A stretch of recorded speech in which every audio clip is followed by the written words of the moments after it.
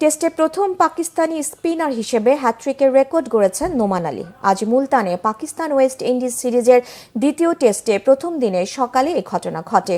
টেস্টে পাকিস্তানি বোলারদের মধ্যে এটি ষষ্ঠ হ্যাট্রিক।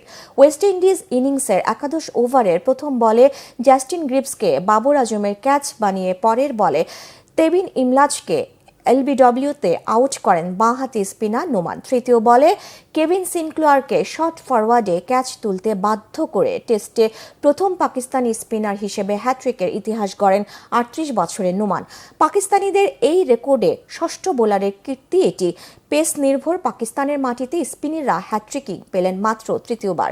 ১৯৭৬ সালে লাহোরের গাদ্দাফি স্টেডিয়ামে প্রথমটি করেছিলেন নিউজিল্যান্ডের অফ স্পিনার পিটার প্যাথরিক। এরপর ২০০৩ সালে বাংলাদেশের লেগ স্পিনার অলোক কাপালি দ্বিতীয় কীর্তিটি গড়েন পেশোয়ারের আরবার নিয়াজ স্টেডিয়ামে। আজকের আগে পাকিস্তানের মাটিতে সর্বশেষ হ্যাট্রিকের ঘটনা ছিল ২০২০ সালে রাওয়ালপিন্ডি স্টেডিয়ামে। বাংলাদেশের বিপক্ষে সেটি করেছিলেন নাসিম শাহ।